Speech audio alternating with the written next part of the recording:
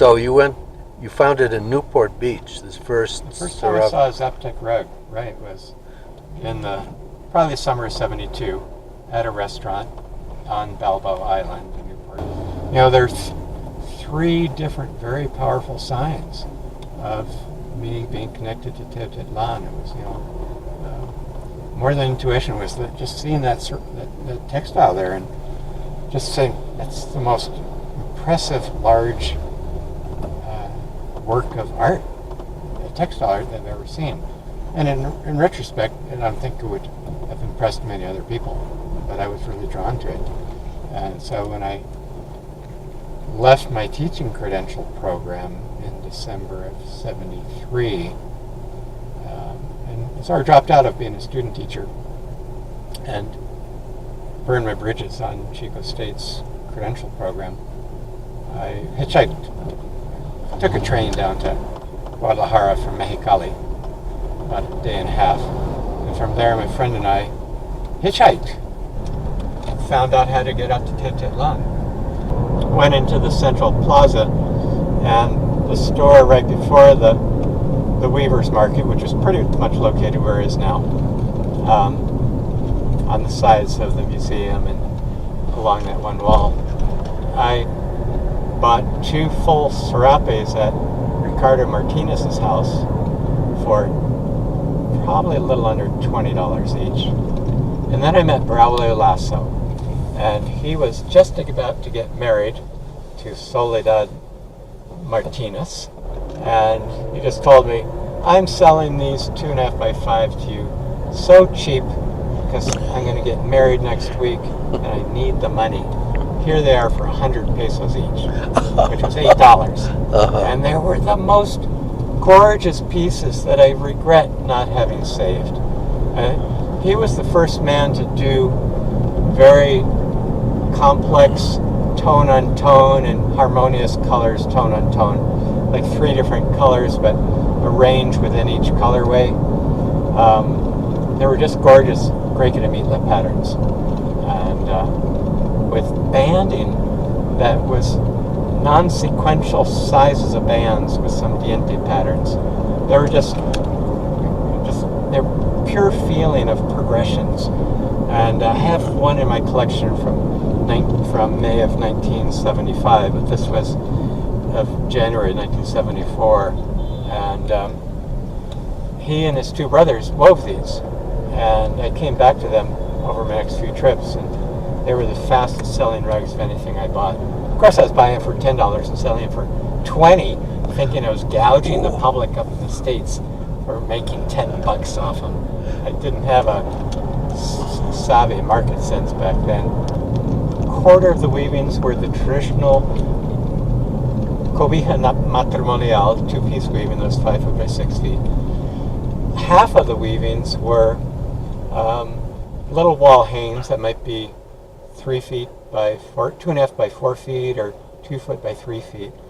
And of those, half of them were the escaletos, a term from the Jorge Enciso book that came out 10 years before, of the little animated stamp designs that pre-Columbian ceramists identified or decorated their leather hard clay pots before firing.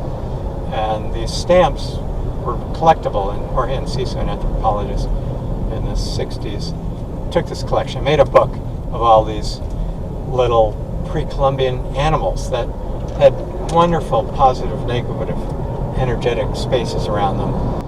I was the 3rd American in '74 to sort of discover Teotitlan as a craft that could be marketed in the States in a very a craft, a textile that was suddenly in demand, that didn't appear to be in demand before 1974.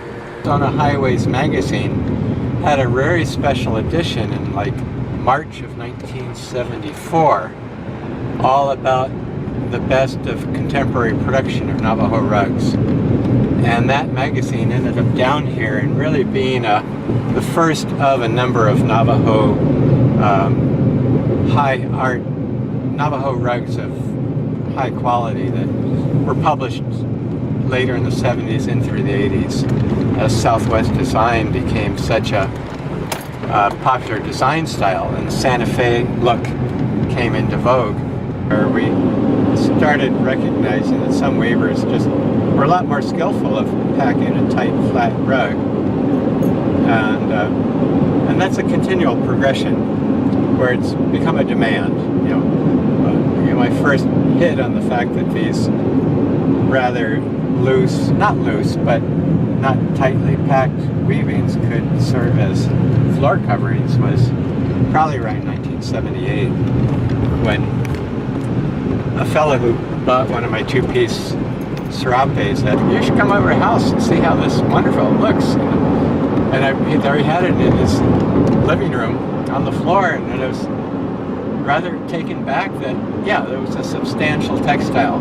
Unlike a cotton bedspread or something you wouldn't put on the floor, because we so easily shift, wrinkle, and pucker and get dirty. And wool is a lot more resistant to staining and holding dirt.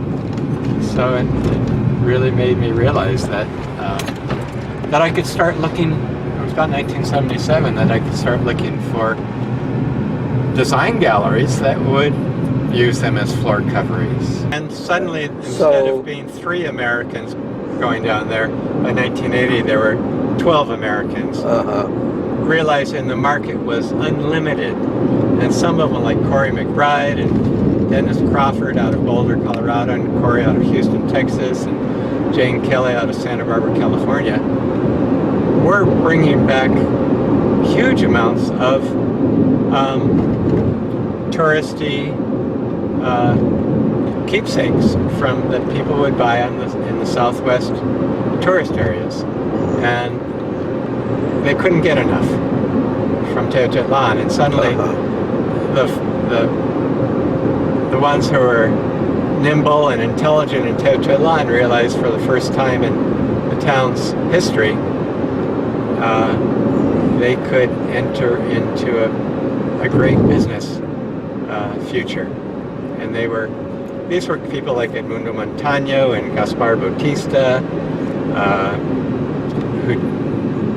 and Florentino Gutierrez and Felipe Gutierrez, and I would say there were, like, suddenly in the early 80s, there were like 20 houses where you'd go every time you came down and see what they had. And if you were lucky, they had something, because a week before, one of our fellow hippie importers had come down and bought everything they had in the house. One of those state programs to foment local crafts in Oaxaca got together with some individual investors and some Teotitlan people, and it was a very complex, typically Mexican, undefined legal contract that ended up bringing down some machinery maybe from Puebla, to process raw wool, wash it, card it, and spin it, and then to make it into skeins. And that factory was a real good safeguard for Teotitlan, because the 4 responsible parties in Teotitlan who ran the mill sold that wool for a little lower price than the wool coming from Tlaxcala and Texcoco and Puebla and Guadalupita. And it was all wool.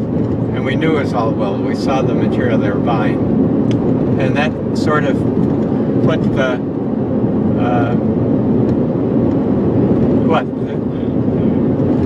the other providers had to match the quality and come close to price. And for years, that really established an economic foundation of very low cost of materials that lasted for 15 years, where the price of yarn did not rise. But it was a very good wool yarn, and it was produced in various shades of gray, and they were able to produce it with a variegated look, which was very popular in the 80s, or a straight unvariegated look. So they They had about 6 different products that they're providing the village that added a lot to the originality of every household's production. The majority of Teotitlan weaving is still done with these simple factory-made yarns that are still 100% wool, that are made with Mexican national wool from sheep that are sheared 3 to 4 times a year, every 3 or 4 months. So it's relatively short fiber. And the system of carding and spinning this wool is called a woolen system in comparison to our worsted system. And in the woolen system, not all the fibers that are carded end up parallel, and the spinning doesn't try to make them parallel. So it's a wool yarn that has a lot of short fiber in it that actually, to its advantage, goes in all different directions in the yarn. And when it's woven and packed tightly, creates a rug that has more of a felted finish rather than a glossy, distinctive individual yarn in every pass of the shuttle. This felting gets accentuated, and all these small fibers intermesh from one yarn to the next. And it appears, from my experience over years, that these rugs with the low-cost yarns end up being very durable rugs, because the surface of the Teotitlan weaving, when it's felted over the years with all the stepping on it, becomes rather invulnerable to any particular yarn is integrated and interlaced with the fibers of the next yarn, and it's a very great surface. Some people would stick their white yarn in a pot for a week with some real bejuco dye, which end up turning the white yarn yellowish, or the gray yarn a olive green color, or they would use pomegranate pulp or pecan husks or pecan leaves, which went into browns or reddish browns or middle browns.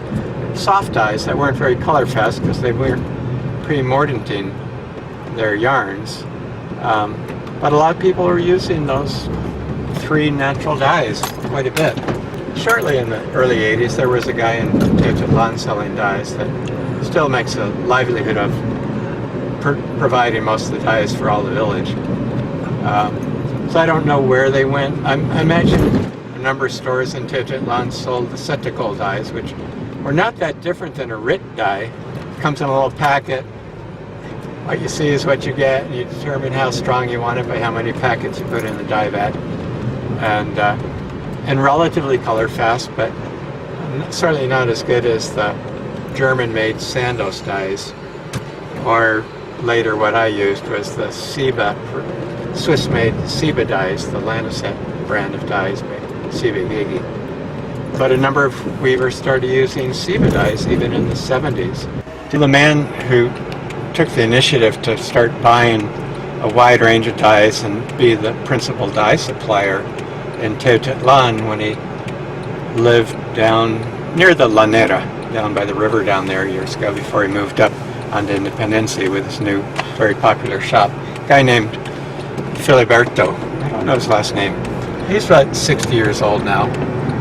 And when I started buying dyes about 20 years ago and conversing with him about that, he was almost dead from heavy metal toxicity, because he used to buy big boxes of dyes from the textile centers in Puebla and repackage them at his home. And these dye powders are very finely ground, and a lot of it becomes airborne, the finest part of the grinding.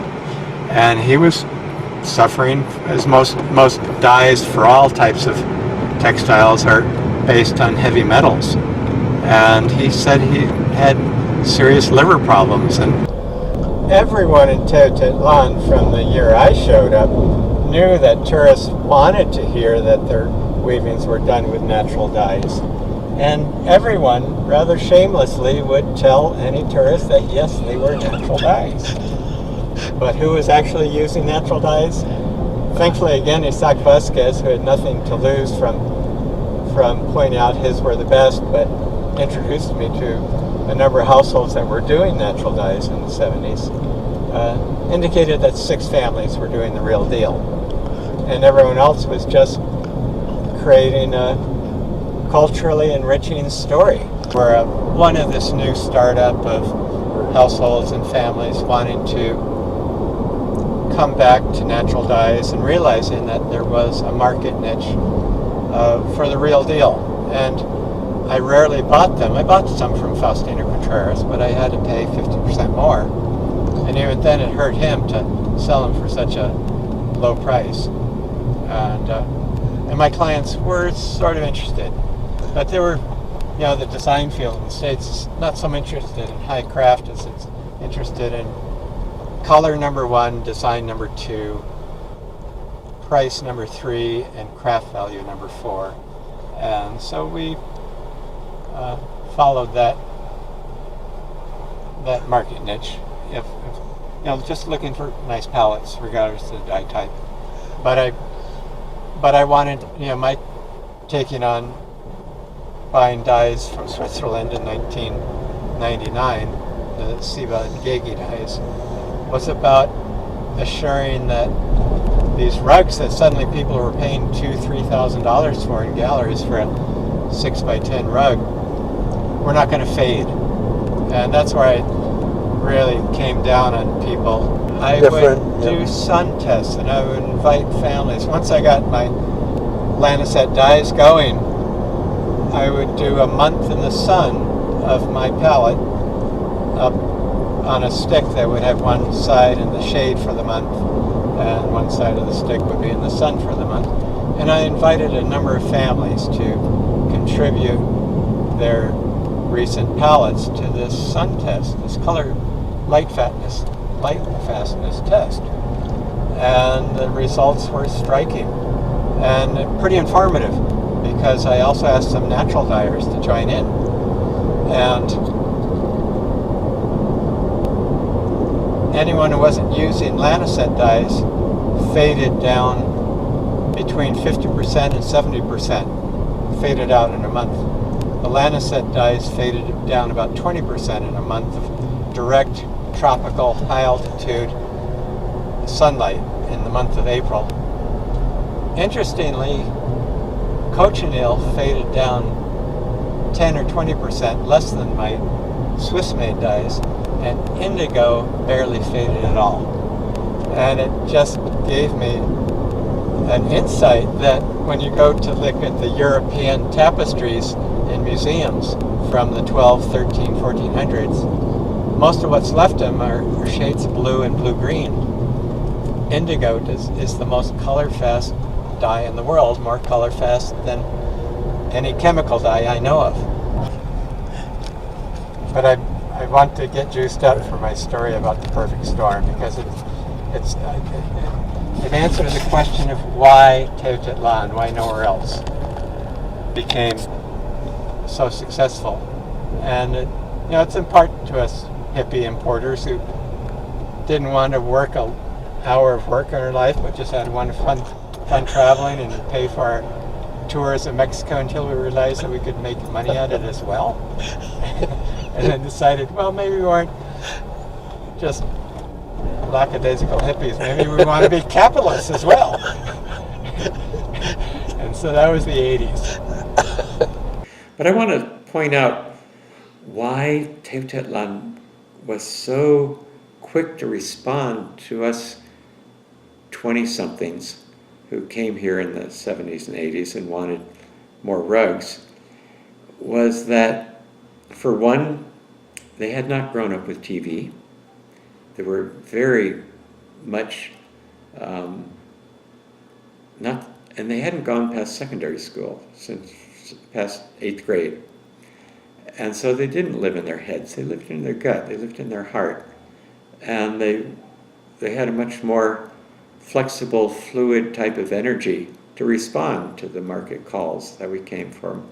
Plus, their parents, who were the broceros in the 1940s and 50s after World War II, were the first people in the village ever to have cash previous to World War II. Very few people in Teotitlan had cash. It was all barter by years of corn. So they saw, a great opportunity for the first time in their family's history to have some wealth other than building by hand an adobe hut and bringing down out of the mountain wooden poles from the forest to make a house, and carrying buckets of water from the river or from the wells in town. And electricity came in 1968. Water came in 1978. So they had all these fresh opportunities to respond. And so there was an economic base. But I want to mention a few things. These kids who spent their youth, about the time I showed up, of just sort of wild, going up in the hills every weekend and bringing down firewood for their mom's cook stove.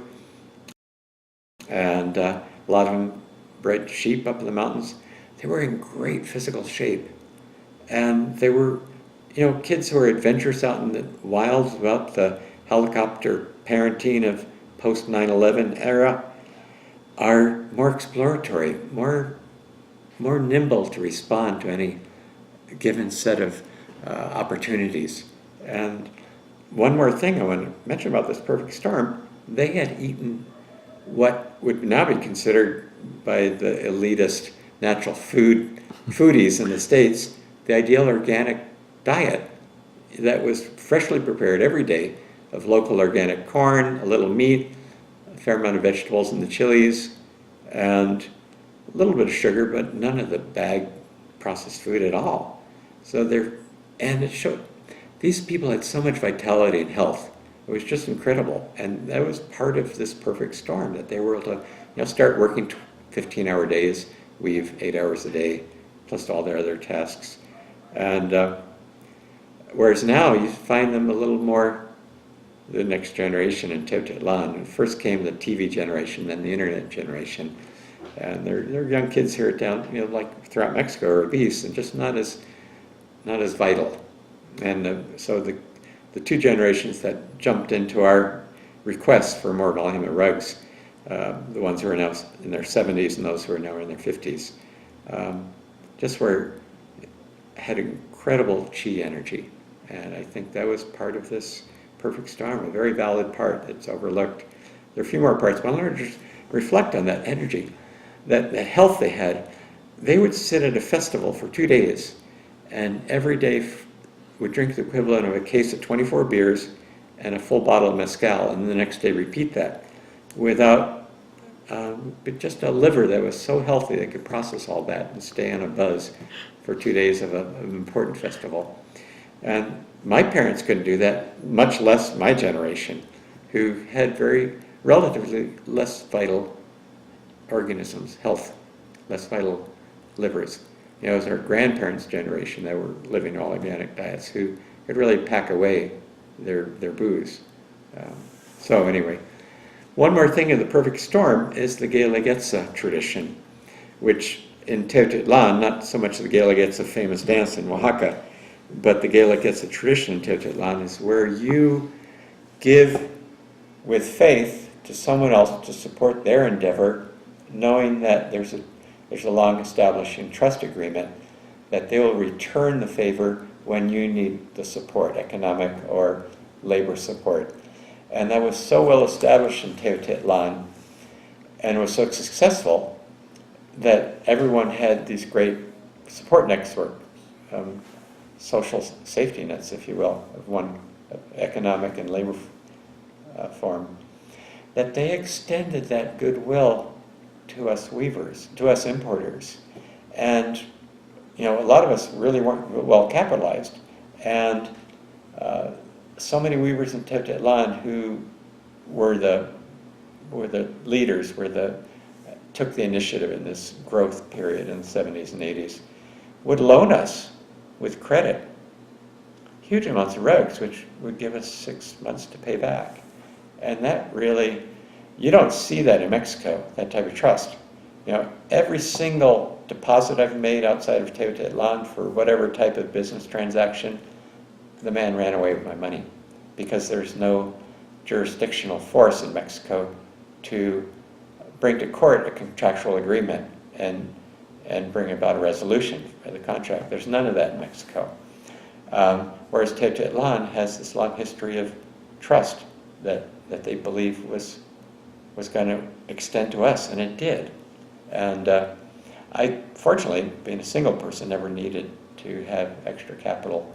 I took a few loans from the weavers, but more I was on the other side of advancing money for their capitalization. But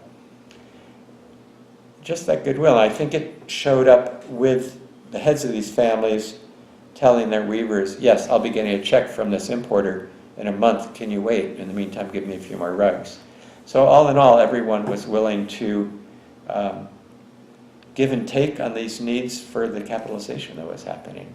And I see that at a great extent on the Gilligat's mentality, that you with trust, give forward your efforts, knowing that it'll come back to you in time. You rarely see that in any economy. Most economies based on control and fear and binding legal contracts. And so that one, just a little piece of a few pieces that I don't think would be mentioned by an economic inspection of what made Teotitlan successful is the physical health and vitality of the people and this Gilligat's tradition.